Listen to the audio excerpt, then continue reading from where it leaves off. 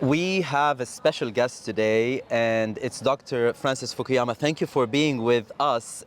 You have talked a lot and explored the idea of how states fail or succeed based on their capacity or legitimacy. I would like to explore with you how the failure of these states usually leads to the rise of populism. Okay, sure. So I think you've actually defined two routes by which populism can arise. So let's begin with legitimacy. So government in a democracy is based on consent of the governed. And if people take away that consent and don't believe that the people ruling them have a right to be there, then they're going to withdraw their support and the government will fail, right? So that's the legitimacy part. The capacity part is why you have governments. You don't have governments just to follow certain procedures. You want governments to do stuff. You want physical security. You want things like health, education. You want a good environment, opportunities for economic development of every single individual. And oftentimes, governments that might be legitimate fail to actually produce real results. And so I think that you really need to have both of those. You have to have a government that gets the consent of the governed, but it also has to be effective in doing things. And the two things are related, because if you have repeated failures to accomplish things that people want, then they're not going to vote for you. They're going to withdraw their consent. They're going to say, you know, these people are out of touch, you know, elites, and let's get rid of them and replace them by something else. So when government then fail to produce or give a fairness to the citizens or basic services. It's not just fairness. I mean, of course we want fairness, but you know, it's maybe concrete thing like, you know, you have to build bridges and roads, you have to have physical security, like in many democracies, people don't feel safe. You have to provide education, you know. So then people would start losing their faith in the institutions. That's right, right. So when that happens, they start demanding dignity, as you say. So do you see that the loss of dignity of the citizens due to their the institution failing them, do you think that there is an emotional fuel behind populist movements? Yeah, no, definitely. So, you know, in many democracies, there are entire neighborhoods that have been neglected by the government, right? The schools are failing, the infrastructure doesn't work, you know, there's graffiti everywhere, public security is nowhere to be found, right? And that's a big failure in terms of producing actual results, and that, you know, leads people to say, you know, who are these people that are, you know, claim to be representing us? They're not doing that anymore, and we need to replace them. If we look back at the Arab Spring or the revolutions that happened in some Arab countries, Egypt, Tunisia, there was transitions and they were doomed because the new leaders or the new governments also failed to provide anti-corruption promises or couldn't dismantle what has been done by previous governments. Would that be able to be restored, or populist movements usually just raise sloganeerings without any promises or actions? Well, no, I mean, they do promise, and sometimes they actually deliver. I think one of the biggest failures in the Arab Spring, in a way the most tragic one, was in Tunisia, where, you know, the Ben Ali dictatorship was universally hated, so you get a new coalition government elected, legitimately elected, but they couldn't provide jobs. You know, young Tunisians had no opportunities because they didn't have the right kinds of economic policies that would actually allow the economy to expand. And for that reason, you know, a lot of the young men decided to leave. They joined Al-Qaeda. People voted for the Islamist Party, but even the Islamist Party was part of a coalition that didn't look like it was effective, and so you get much more radicalism, and then eventually you get a dictator, you know.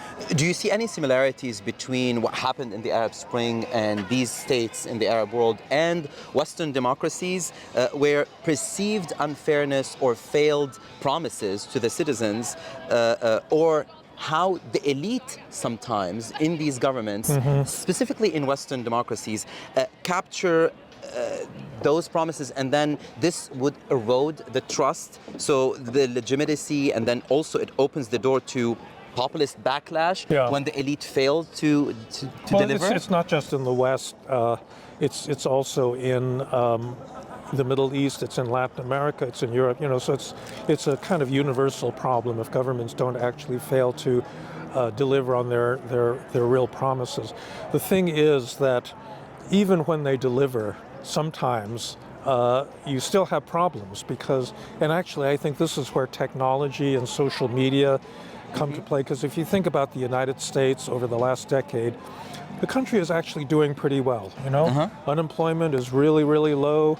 We had a bout of inflation, but we had much, much bigger inflation in the 1970s, And so I do think that there's a way where social media allows people to live in a kind of self-contained information bubble, and people start saying, things have never been worse, we're losing our country, and people, echo that, and even though it's objectively not the case, it produces support for populist policies. And what do you think the point of no return, the threat that would demolish all democratic institutions in the world? Today, there is a rise, as you said, in populism. How much would that threatens democracy, threaten liberal democracies? And is there a point of no return? Are we living in it, or are we going to witness it?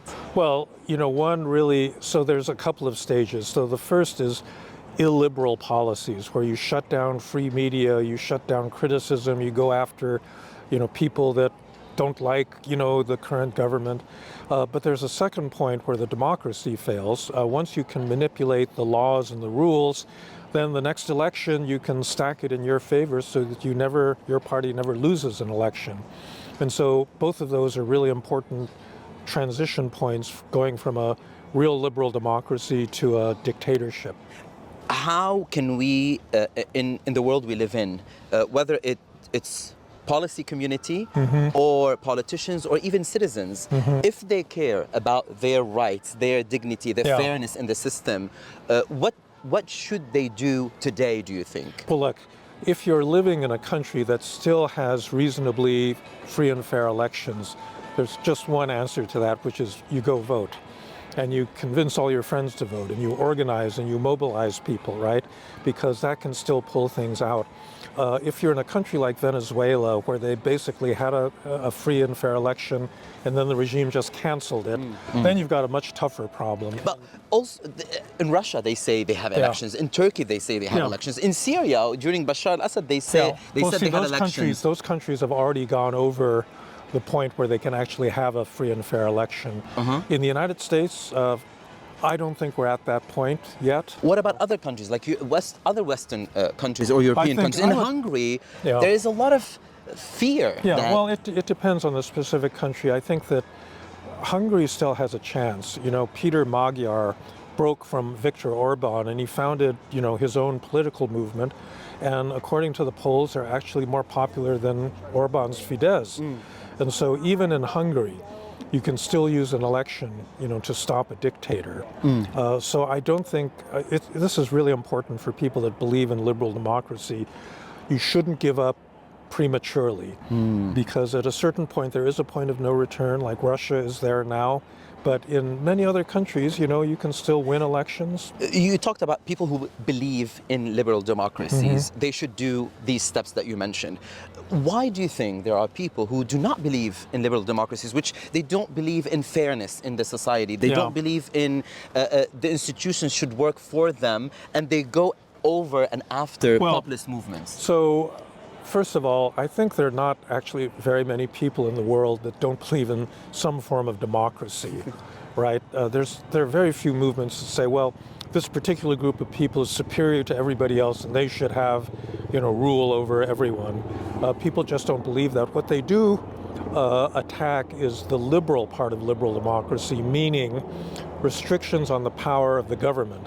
So you have many populist movements that are elected in reasonably free and fair elections, and then the leader, and this is Viktor Orban or Donald Trump, they got up and say, well, the people elected me to do such and such, like close the border or whatever, and these journalists, these courts, these judges are standing in my way, and we have to destroy them. And that's the point at which you attack the liberal part. The liberal part of liberal democracy are constraints on the government. How much do you think people are fed up from politics that uses their identity to achieve their gains, which is accused? It's an accusation against the liberal elites. Well, first of all, I think that identity politics, as it developed, is illiberal. Because liberalism is based on a premise that all human beings, qua human beings, have an equal dignity that needs to be protected by the state. And the moment that you start distinguishing between racial, ethnic, gender, different kinds of groups, all of a sudden you strayed into a kind of illiberalism. And I think what's happened in this country on the right, for example, the identity politics in that sense started on the left, but it's now gravitated to the right, where you get white people saying, oh, we white people are being discriminated against. This ridiculous thing of inviting these white Afrikaners from South Africa to come to the United States, as if they're the most persecuted minority in the world. It's just total BS. But I think that's kind of the corrosive nature of this kind of identity politics, is that anybody can then portray themselves as a victim and, an oppressed minority that's been marginalized. My last question is about the last two books. How much there is similarities in the message, and what is the message in your book to our audience and to everyone who cares about their rights in the current modern societies? Well, my book, Identity, was really about exactly what I was just explaining, that identity politics is understandable. Everybody has an identity, but when it becomes an essential determinant of who you think you are, then it's bad for a liberal democracy, because that's built on a premise of equality. The liberalism book talked about what I think are two distortions of liberalism. So one was what's called neoliberalism, which is a kind of extreme form of market economics that produced a lot of inequality, a lot of instability.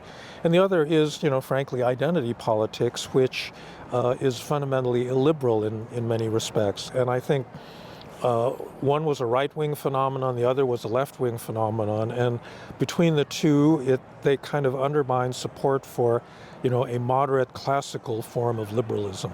Thank you. Thank you. Thank you very much for talking to me. Thank you for this opportunity. Okay. And I, myself, and a lot of our viewers are definitely huge fans. Okay. And I can't wait to finish reading your book. All right. Very good. And a signature. Yeah, okay. Excellent. Thank you.